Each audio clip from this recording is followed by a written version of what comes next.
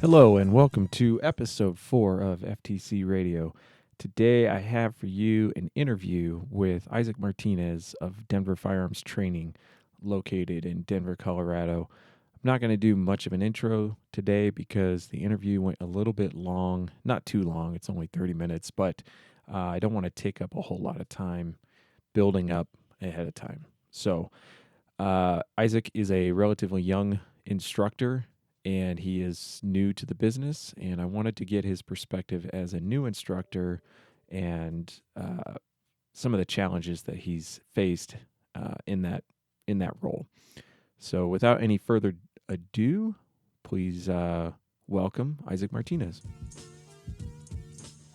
All right, so I have Isaac Martinez here from Denver Firearms Training. What's going on, Welcome. guys? And you are located in Denver. Yep. All right, that was the last stupid question, I promise. Okay, so the reason I wanted to invite you on and have you on here is to talk about some of the challenges and things that you've learned as kind of a new instructor, kind of working yourself into the market. So I wanted to start by asking you a little bit about your background, where you're from, and what got you interested in becoming a firearms instructor. Yeah, so I'm 23, uh, live in Denver. I don't know. I guess I never really grew up with guns. That was never really kind of a thing within my family. It's something I always interested in. Yeah, I played a lot of Call of Duty and stuff like that when I was a kid, so that was always fun. But I never had like a true opportunity to learn how to shoot guns until I went. I don't know. When I was 19, I had this epiphany, like, okay, like I get to kind of do what I want now since I'm an adult. I should go get a rifle. So I went and bought out a Seekins AR-15 and stuff like that, and went and shot at the range and stuff like that. And I kind of learned some basics from a friend of mine, and then I got a handgun. I liked it all, stuff like that. I couldn't get into it too much, so I ended up selling what I had. Um, and I kind of kicked myself in the butt for it. But I've always kept a small pistol that I had when I bought those, and I went to a competition once, and just to try it out. It was cheap and it was fun, and I had so much fun with it that I wanted to keep going after there. So that's kind of what started the passion with shooting guns again. And I'm all self-taught, and I'm self-taught, but I have also taken classes and stuff like that, and it kind of just took off from there. I enjoy shooting so much, and I enjoy mentoring and talking with people that I kind of wanted to try and combine the two, and that's kind of where it really started, and really have a lot of fun with it. I've always wanted to like help people, and I enjoy teaching and educating. It's always been a passion of mine. So I figured I would, this is like my starting business, like one of my first businesses I may have for the rest of my life. So I figured I'd give this a shot and see the impact I can do with it. Yeah, when I first got into the idea of training, it wasn't so much for me the firearm aspect of it. I mean, obviously there is the firearm aspect and enjoying shooting and like you said, enjoying the actual sport of it, if for lack of a better word. But I knew that I wanted to be a teacher ever since I was 16. Yeah. And for me, that was the bigger drive than anything, was being able to use that desire and that passion to help people. Originally, I wanted to be a high school history teacher, which was very misguided of me. So, Yeah.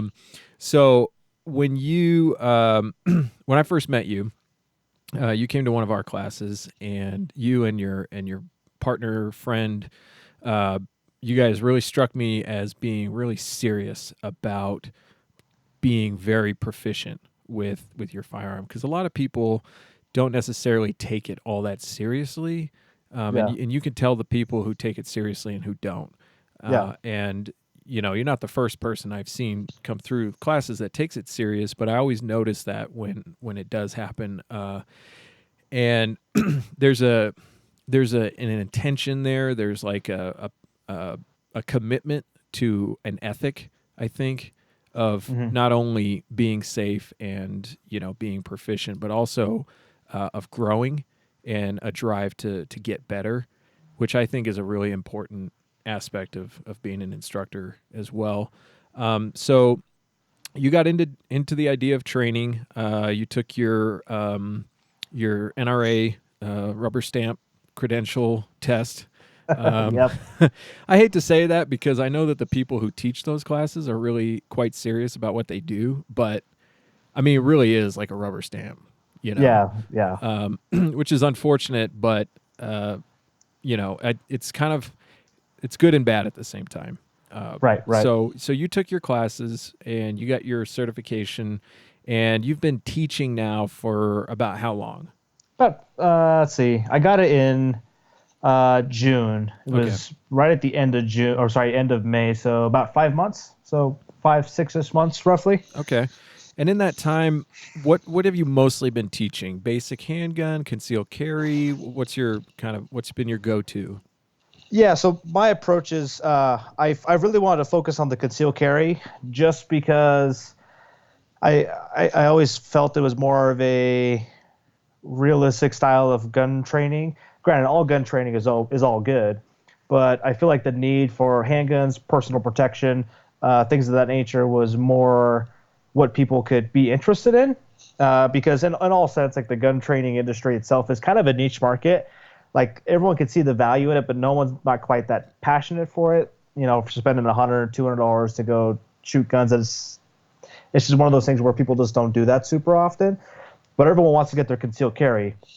They kind of always want to get better handgun training. Everyone, always has this preconceived notion that pistols make them safer, so they should buy a pistol. And people who have guns and don't have the proper training or the capacity or the competency to actually have that gun safely are in more danger than themselves than they are to anyone else. So I wanted to kind of step in and kind of help bridge that gap between uh, competency and confidence. So I got to teach them something. I got to teach them what everything means on a safe standpoint, on a life or death standpoint, on a technical standpoint, and then also how can I bridge that to confidence where they feel confident enough when they get the gun, they know how to practice with it safely. Do they know how to draw out of a holster and not shoot themselves in a deadly situation, like in self-defense? And do they know how to, teach the generations for them to come? Because a lot of in American pastime, gun training was always taught by your dad, uncle, or your grandfather, and that's still going to be true to this day. I just want to help educate the people who never had quite the opportunity to learn from their parents, like I didn't, to be able to start that next generation of learning and safety. Yeah, that's something I haven't really thought about that before, but now that you say it, when you're training people, um, a lot of people learn how to shoot, like you said, fathers, uncles, grandparents, but also a lot of friends. And you have to know that when you're teaching people, although you may not be endorsing them going out and teaching other people, you've got to be extra sure about what you're teaching and how clear you are so that you don't teach somebody something that's wrong that may not just stop with them. It may perpetuate across lots of other people. I really hadn't thought of that before, but it's definitely true. I mean, it's how I got into all this. I don't know, 15 plus years ago, and a friend, took me out, took me shooting, and I actually found some old video footage that we had shot from back then, and I was quite appalled. Yeah. But at the time you don't know any better, so you kind of you you'd be surprised at how stupid some of the stupid decisions you can make when you're not being supervised by somebody who knows what they're doing. Oh So yeah, absolutely. and then the other thing is, the concealed carry class is kind of the bread and butter of almost every instructor. Not because the instructor necessarily wants that class to be their bread and butter, but that's 90% of the reason why people walk into their classes in the first place.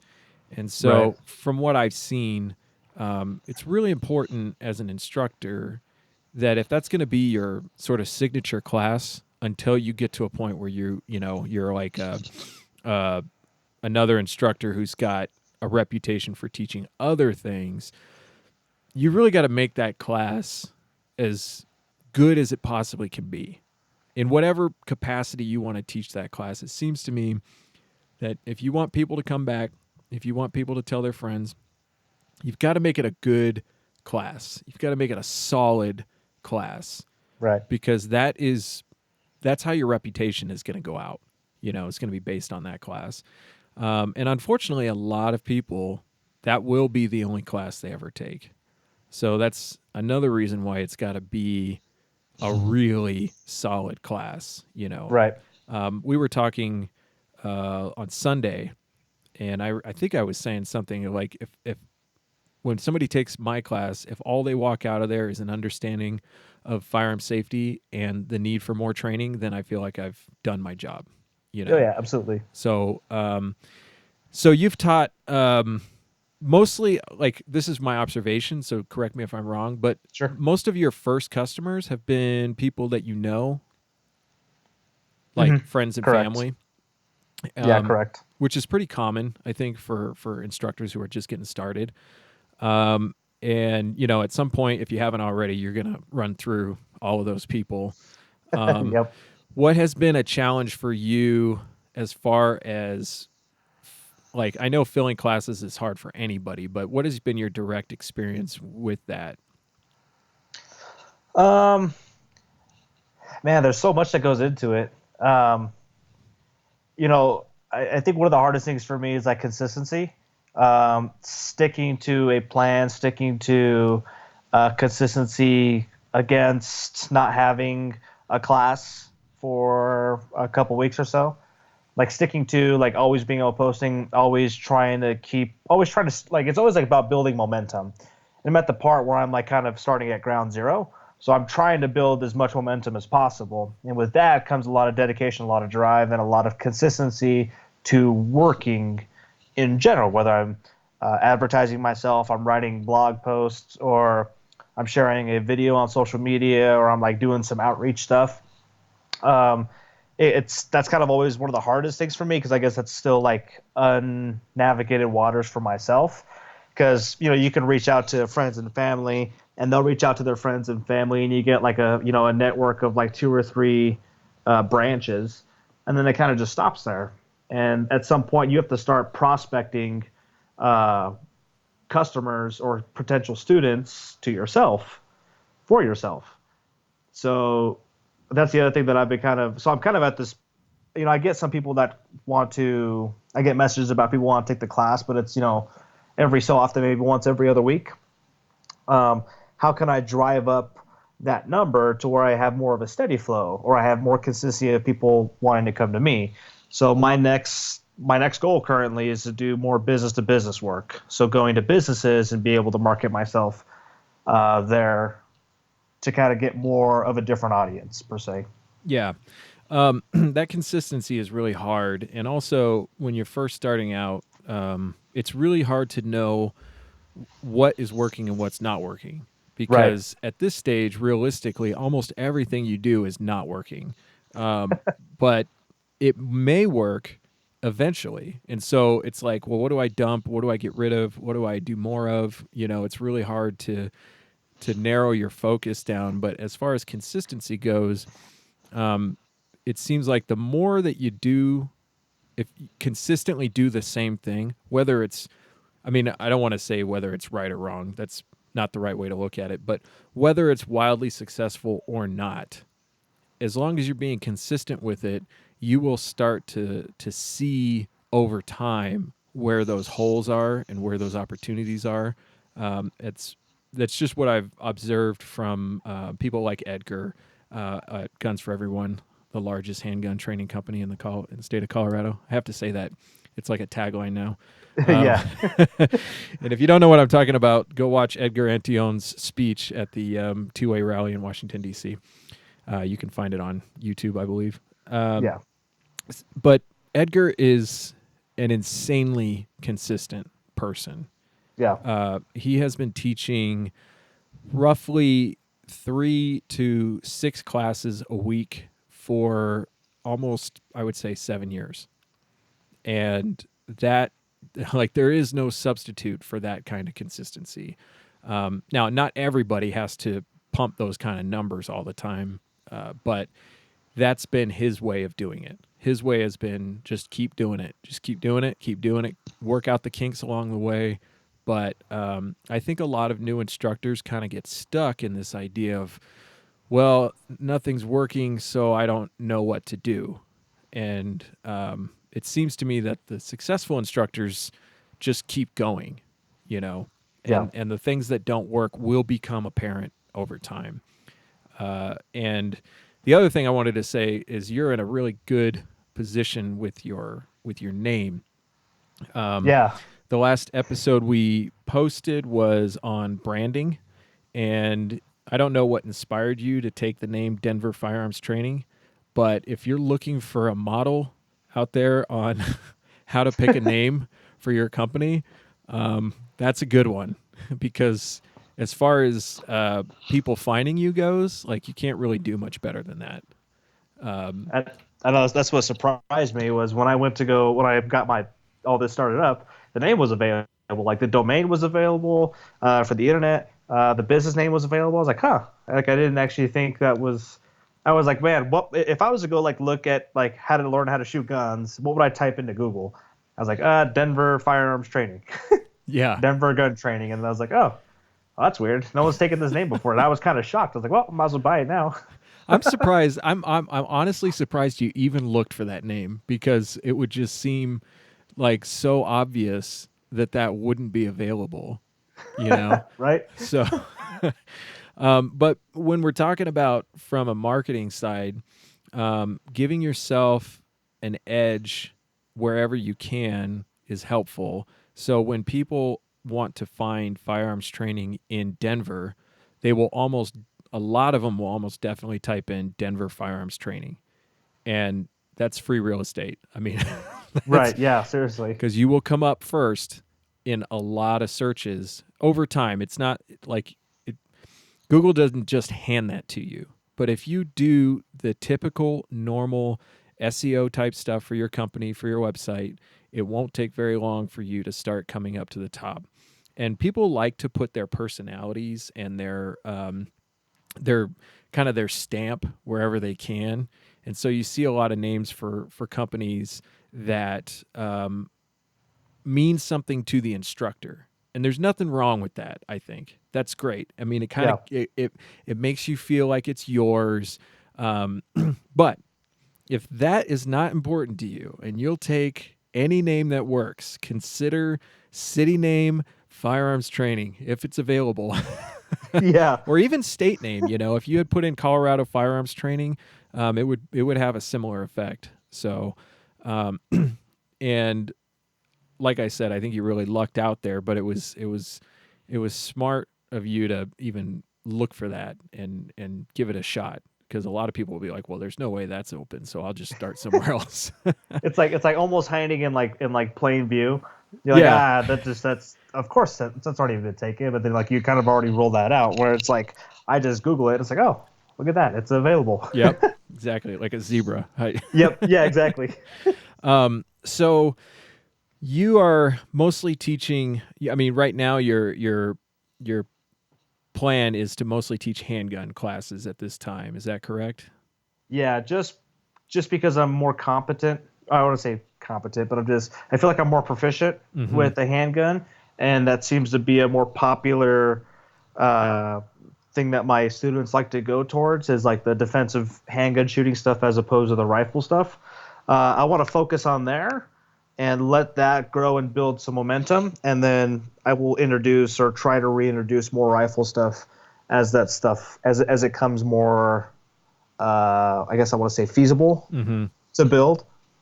Yeah, I think a lot of, well, I shouldn't say a lot of instructors. I've seen some instructors really kind of gravitate towards the more fun to teach and shoot tactical classes, and not spend as much time working on their on building the business side of their handgun classes. But from what I can tell, from what I see, most people are looking to start with those handgun classes. And I think investing your efforts where the customer is really important. And like you said, let the other things build over time. One exception to that, I think, is like the home defense type stuff, because a lot of people, buy a gun to defend their homes with, and then they don't have the first idea of actually how to do that. And I think that's an avenue that you might find more business in, than rather than like a tactical shotgun class or a level 2 rifle class, or things like that. Yeah. There are plenty of people out there who want to take classes, who want to take tactical classes, want to roll around in the dirt. There are people out there. But while you're building a new business, I think it it helps to focus on where most of the market is, and try to establish yourself in that area. At least that's what I've seen. We've offered Firearms Training Central has sponsored and offered a few different classes other than handgun, and the interest just hasn't been there, Yeah. and which is unfortunate. And it's something I've noticed too, is that a lot of very restrictive gun states like California, New York, Connecticut, Illinois, the interest in training is much higher in those states than Really yeah. interesting. And I'm not sure why that is exactly, but I have noticed that. I've talked to other instructors who are in those states who notice that. And it's almost like people in less restrictive states kind of take it for granted. Okay. Whereas people in more restrictive states, they realize that they may not be able to do this forever. These things might not be available for them, and maybe kind of strike while the iron's hot kind of mentality. Sure. So anyway, so you have a partner who you guys aren't like ironclad, joined at the hip, but Yeah. you have somebody who you can rely on, who's interested in going on this journey with you, and who's seems like a pretty stand-up dude. How would you describe the value that brings to you as you're trying to build this business? Yeah, I mean, in all reality, I actually owe a lot of my passion and drive for guns from him, Mm-hmm. because he was actually one of the first friends to actually take me out, uh, take me shooting, teach me about rifles and uh, more shooting stuff. Like when I remember when I was young, or not young, but just when I was younger in my shooting experience career, I guess we could put it. We went to the mountains, we went shooting and stuff like that, and he taught me how to like essentially grip the gun correctly to absorb the most recoil. And I was like, once I started shooting that, I was like, wow, that helped me a ton. And then he showed me how to do reloads, like an emergency reload, and I was like, wow, this is really fun. So I just started working on it, working on it. He and I would go shoot like every week. We would go to the range, we'd go to an indoor range, we'd go to an outdoor range. We started taking your guys' classes, and um, he's provided a lot for me because he kind of gave me that patience, that time, and just that he's one of my best friends. But he's also gave me like a lot of love and compassion to kind of help me like learn how to like shoot guns better because it's something he's passionate about. So I took that and I made it myself, and now I've got something where I try and help people uh, shoot and train guns better. But with him as well, it's kind of like you also have a partner, just in general, to kind of help you with stuff. He's willing to come with me to concealed carry classes, to kind of help me set up and just be there and take photos and so on and so forth. So it's just kind of just good to have that friend. Well, to me, he's my best friend, but it's always good to have that person that you can kind of rely on when starting a new business, that you guys are just kind of in it together. Even if, you go to a class, you teach a class, doesn't come out the way you want, maybe you don't make a ton of money out of a class or whatever.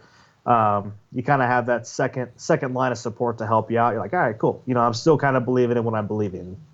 Right. And let's give him a little props. I didn't mean to exclude his name, but Dominic Martinez. No relation, correct? Yeah, no. We're friends from down the street. Well, it's a rare last name, so Right, absolutely. yeah. I mean, I have worked with Edgar for almost 10 years. We've known each other a long time. We've been working together a long time. And I would say that I would be nowhere without him. Nowhere other than, working a 9 to 5 and hating my life. Yeah, right. But we've both been there for each other. There's a lot of times when things seem like they're not working, or it kind of comes to a check moment where you're like, are we going to keep doing this, or is this a good idea, or should I make this decision or that decision? And having somebody else with you that you really can trust. And it's hard to find people like that. But I think generally most people have at least one person in their life that they can, have those kinds of conversations with, even if they're not in the business, even if they're not, necessarily a partner. Being able to find that support and bounce ideas off of, and tell them how bad things are going, and have them Yeah. be there to tell you, what you need to hear, whether that's, don't worry, it'll work out in the end, or, you suck and you need to fix this. Right. I know a couple of instructors who run their business with their wives, and their wives are their, right hand. I don't want to say dude, right hand man. I want to say right hand person. Yeah. And one of these guys, he runs a very large, very well established company out of North Carolina, and his wife runs like the business side of it. And it's cool to see. It's cool to see a relationship like that be able to do that, but a lot of people don't realize how important it is to have somebody that you can rely on like that. So Right, exactly. yeah. Because I see instructors who have come either to me or to other people I know and ask, I want to get into this, and what do I need? And like one of my first thoughts is, well, you need a partner. Yeah, right. You got to have somebody who's got your back. Because this industry is gonna get your hopes up pretty quick. Yeah. People, I mean, it's true in a lot of businesses, or industries, but I feel like it's extra true in this industry, where it doesn't take much to promise something. So you get a lot of empty promises, and you get a lot of excitement and then let down. And so when you have somebody there to share that frustration with, or just having somebody that you can actually count on rather than a lot of other people you can't count on, it's definitely helpful and beneficial. And also I want to say that when I talk about not being able to rely on people, it's not necessarily a knock against anybody else's character. There's a lot of energy in this industry. A lot of people want to accomplish a lot of things. There's a lot of passion. There's not always a lot of follow through. And, Yeah. Sometimes that's for legitimate reasons, and sometimes it's for a lack of, like you're sitting around the campfire and having a beer after a class, and everybody's throwing around ideas, and it's like, oh, this sounds good. Oh, we should do that, and then the next day everybody forgets, Yeah, So, totally. but having somebody there who, you can count on is I think is very important. Important. I didn't want to drop my T there. All right. Agreed. So, we're almost to 30 minutes here, and I wanted to finish this with a lightning round. I've not done a lightning round before, and Okay. this one's kind of short, but you don't have to make your answer short, but you don't have to make it long either. So, Okay.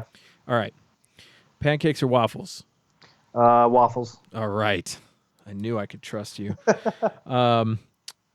Who is your favorite Isaac? Me. That's the right answer. Me. Good answer. All right. What's your go-to gun in the apocalypse? My Glock 19. Glock 19. Bold choice Yep. there. Bold choice. Absolutely. All Yeah, right. I'm thinking like handgun. I'm thinking like that's the gun I'm gonna have with me at any given time. So I would choose that. If I had to be all Gucci'd out, I'd have my AR and my Glock. Yeah. Well, it seems like in all the apocalypse shows, everybody wastes their rifle potential anyway. like it's always the handgun that ends up doing the job. So Yeah, absolutely. It's always like down to the nitty gritty. Handgun comes out after you laid out a 100 round mag, and yeah, then you shoot them once in the like from 100 meters away. it's like what we were talking about on Sunday, using your rifle to fight to your handgun. Yeah, yeah. Oh, that's Okay. silly, Dominic. What's the last book that you read? Oh man, last book that I read. I'm putting you on the spot. I'm gonna make you look Yeah, dude. dumb if you I don't. don't read, dude. Let's see. Oh god, it was in high school. It was the one that Metallica made the song "One" out of. Oh, Johnny Got His Gun. Oh, okay. Well, that's a good one. Even if it was a little while ago, that's a good one. Yeah, that's a good. That's a good book. All right, Walking Dead or Breaking Bad? Breaking Bad. Oh, thank God. See, that's the trick question right there. Because you think I'm going like gun, in Yeah. Apocalypse and everything, but if you choose Walking Dead over Breaking Bad, we're gonna have words. So, Right. all right. So, thank you for joining me tonight, and Absolutely. people can find you at Denver Firearms Training on Instagram and Denver Firearms Training on Facebook, and obviously DenverFirearmsTraining.com. Do you have any other social media accounts that I don't know about? Wait, Nope. wait, Those are the wait. ones. Don't Those are answer the that. business ones. Yeah, I don't want to put you on the spot there. No, you're good. So if people are interested in training in Denver, get a hold of you. If they're interested in talking about ideas or working together, get a hold of you. Hmm. And I'm looking forward to seeing you grow over the next few years. And I would definitely have you back on again as we get further into this. Yeah, please, absolutely. It was an honor to be here. All right. Well, thank you. And I will be talking to you very soon, I think. Yep, absolutely. We'll be in touch soon. All right. Thanks. Thanks, man. Okay. Thank you for listening to episode 4 of FTC Radio. I'm looking forward to more interviews with other instructors across the country. And I'm looking forward to growing this podcast over time and connecting with more of you. So thank you for listening, and I'll see you next time.